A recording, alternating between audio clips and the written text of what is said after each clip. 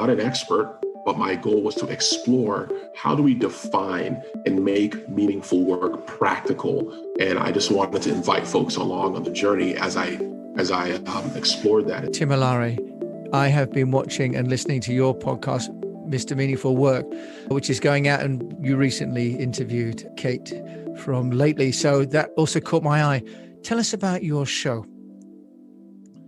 So my show is the late afternoon show in the middle of pandemic times. I was just thinking of some creative ways to talk to interesting people and have fun. And I've always been a fan of the late night shows that we have here with, Jimmy Fallon and Trevor Noah and, Jimmy Kimmel and things like that. And so I've been seeing them do it remotely and virtually and having fun with it.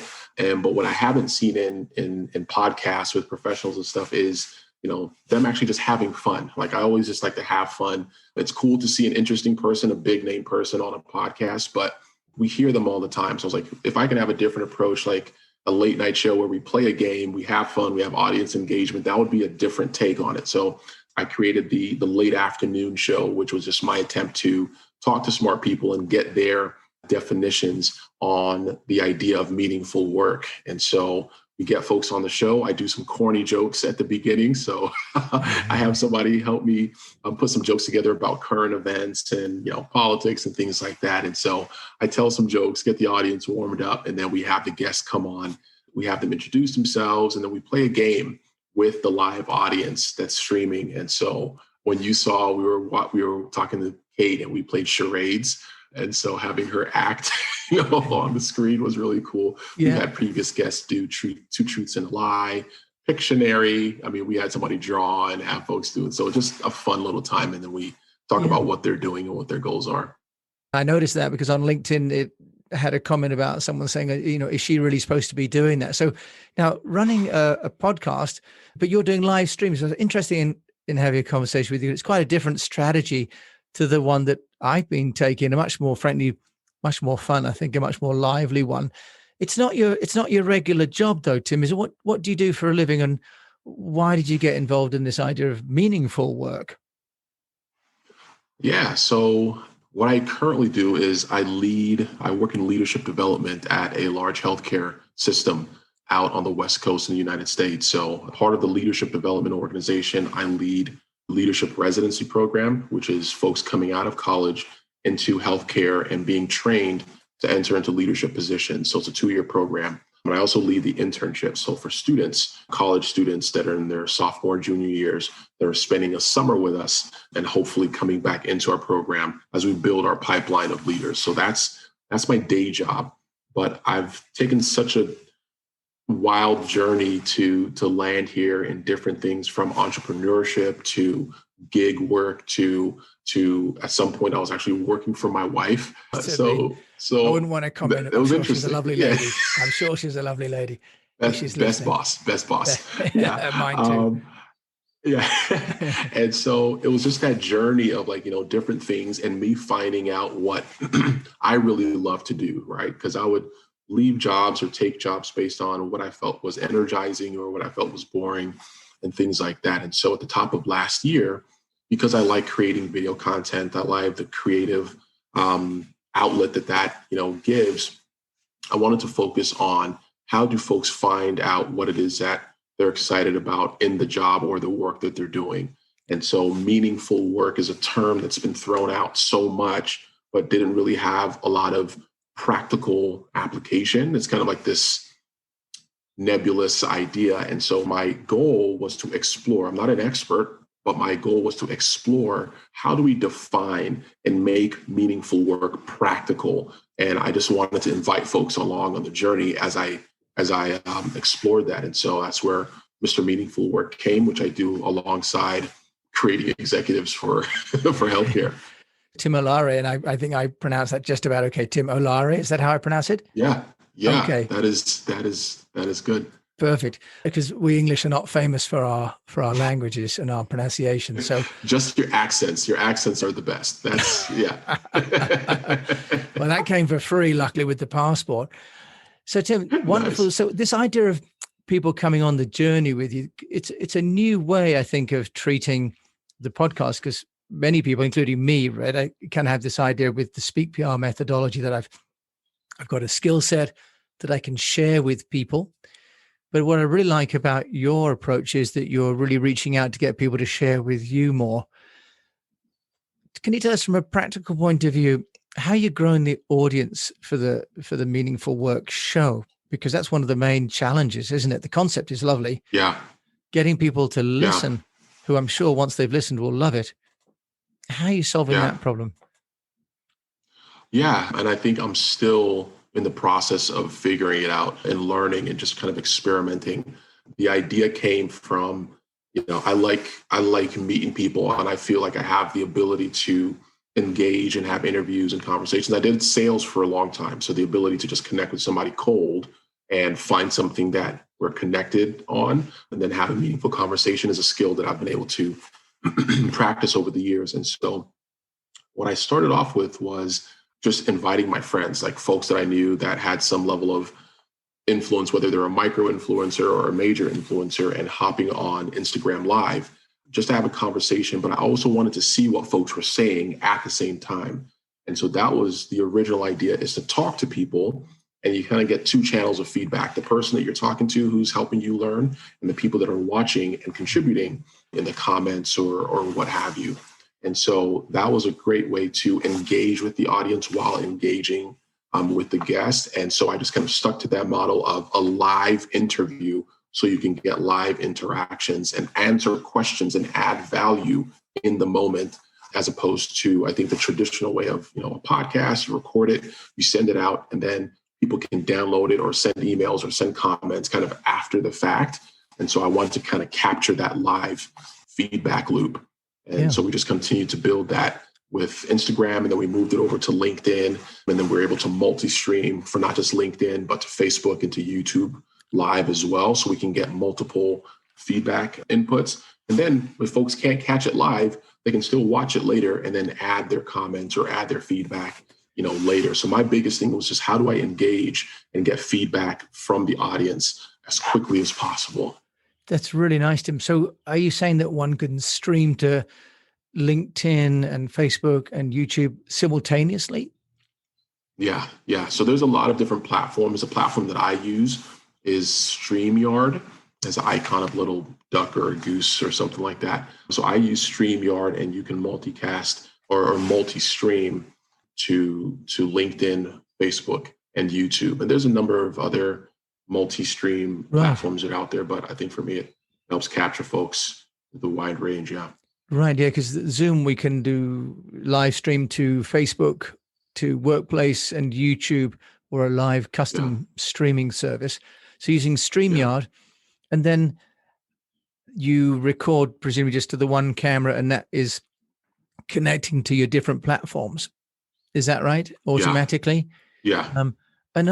So it streams to those platforms, and then it lives there. Nice. And then in terms of getting people to come, because that's always the hard thing, right? I mean, you can be there, but it doesn't mean that other people are going to be there too. Yeah. How have you done the marketing? So for a long time, it was just me, right? I'll just invite folks on Facebook or on LinkedIn and just say, hey, I have this show that's coming up. We have this really cool guest. Come and check it out. What I have found to be more successful is if I can get the guest to promote it and they bring their tribe. So Kate, for example, was a phenomenal example of her and her employees and folks like were in her. I think she's already great at just building evangelists. Like, folks are just crazy excited about whatever it is that she's doing. Yeah. And so having her promote it and repost and comment and things like that was really, really helpful. And we've had previous, guests in the past that have come alongside us in the promotion. And that's always really cool. Mm. And then what I do is, after the show, I do a recap. I'll do the 3 takeaways for folks that missed it. So we'll do like the highlights, and I'll do a screenshot of maybe the most exciting time of both of us laughing or, whatever, to show folks, oh my gosh, what were they doing, to help them be encouraged to come and check us out next time and see what all the fun and the energy and vibe is about. So getting the folks to promote with and for me, like the guests that are coming on, and then capturing really exciting moments to encourage folks to come for the next ones. And are you sending these out as audio and video, or just all video? So right now it is video. And then in the future, we will take all the audio and then put it to an audio only on Spotify and Apple and the other podcast platforms. So, but for right now, it's a video, or vodcast. I think that's the new term for a video podcast. That's a vodcast. And then we'll transcribe it to a traditional podcast here in the future. Thank you for sharing. You give me a lot of food for thought, really. I've taken a very conventional podcast, produce it, send it out. It's a rather British, middle-aged approach. I say you've got a sort of West Coast, young and trendy approach, which is great. I just wonder what game we should play. Of course, charades doesn't work with audio only. That's the problem. That's funny. In what's it called, Clubhouse, they actually did the Lion King play like completely audio. So folks were acting. And so I think it's an interesting opportunity for folks to, it's like, how do we act out something, whether it's with sounds or with, whatever, to have folks guess what it is. So you might have an opportunity there. Yeah, some impromptu podcast theater. Yeah, exactly. Yeah, that could be really interesting. I think that's the whole idea of new formats, but also about content. Yeah. The meaningful work. What sort of guests then are you looking for? I was reading that one podcaster only takes people on their podcast if they've got a bigger audience than they do, which I can completely understand and applaud from one perspective. But that also means that maybe there'll be people that get left, by the side. How are you finding those people? And is there some kind of piece of work or philosophy that they espouse that gets you excited? Yeah, I'm saying in the early days, as if we've been doing this for a long time. It's only been like 6 months. But in the early days, it was about just kind of getting that reach. So I was looking for folks with big LinkedIn audiences or big Instagram audiences just to kind of get the reach out there. And then we would formulate the conversation to fit what it is that we're doing. So that's still attractive, for us as far as large audiences to help in our reach. So we're looking for business leaders, tech leaders, communication experts and things like that. However, the approach that we're taking this season and what we're going to be doing next season is to get all sorts, because I've been able to define, okay, we're trying to figure out what meaningful work looks like for folks that are still in the journey, right? So they're still in the process. They may not have landed at that, plateau of success, if you would, like, hey, we've reached this point, but they're still figuring it out. So this season, we're going to have folks that are on their way trying to get to the Olympics, folks that are trying to graduate from medical school, folks that are, doing gig work and doing it. So that we will get folks that are kind of like in the process, maybe haven't reached, that, level of success yet. Like we had Jeff Hoffman, who was a previous CEO of Priceline, and he's doing, crazy big things in the global entrepreneurship network. So you have like that kind of huge level influencer. And then you have folk that are, I'm just trying to be a pediatrician, right? And graduate from medical school. What does meaningful work mean to me? Or I'm a high school student trying to swim and qualify for the Olympics. What does meaningful work mean to me? Nice. And so that we can get folks along that range. So we're trying to diversify it a bit and then really kind of fine tune what adds value to our audience as we go through.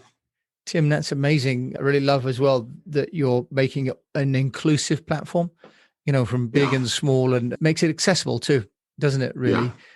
In terms of, it's not your day job. I mean, you've got these 3 amazing children you've kindly shared who obviously will want as much of dad as possible, but you do go to work.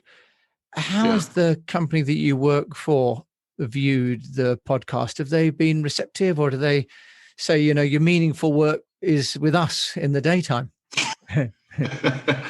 I have been incredibly blessed to work in an organization that embraces, my personal strengths and the nuances of who I am and my creative outlets. And so they have embraced it. In fact, my previous boss, an executive that I used to work with, kind of caught a glimpse of the show. And she was like, Tim, you're doing all this stuff. Like, why aren't you inviting me was like, I didn't know you wanted to. And so she was like, put these on my calendar every week so I can see when you're doing this, even to the point where, in future episodes, I hope to even interview our CEO as a guest on the late afternoon show. And so I think for me, there's a relationship, right? If folks see Tim, Mr. Meaningful Work, as a personality, and they see that I'm associated with Adventist Health, that's the organization that I work with, it would get, I think, especially for generation, millennials and Generation Z, who are already kind of in that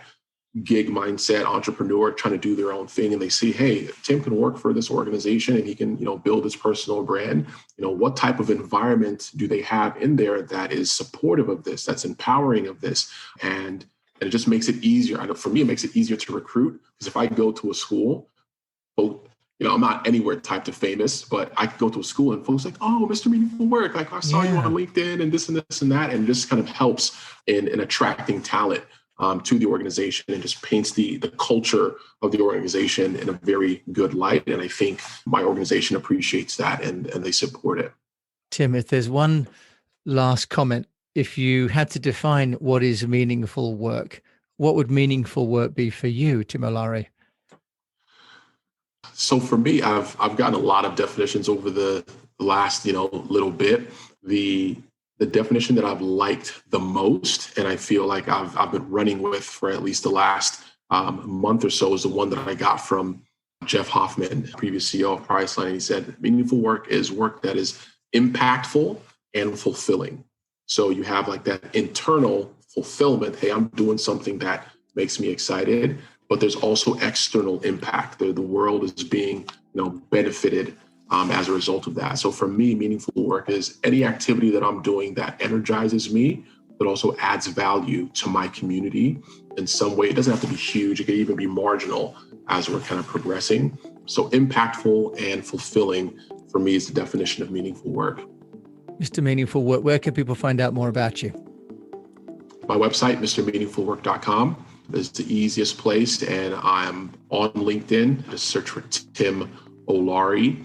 And then on Instagram and Twitter, it's just Mr. Meaningful Work. You need to put that in and you'll be able to find me. Same thing on Clubhouse. If folks are using that audio drop-in platform, they can find me on Clubhouse as well. So, and YouTube, Timothy Olaore on YouTube. Perfect. And I'll put it also, of course, in the show notes. Tim, thank you so much for joining me and sharing about your really meaningful work. I've loved it.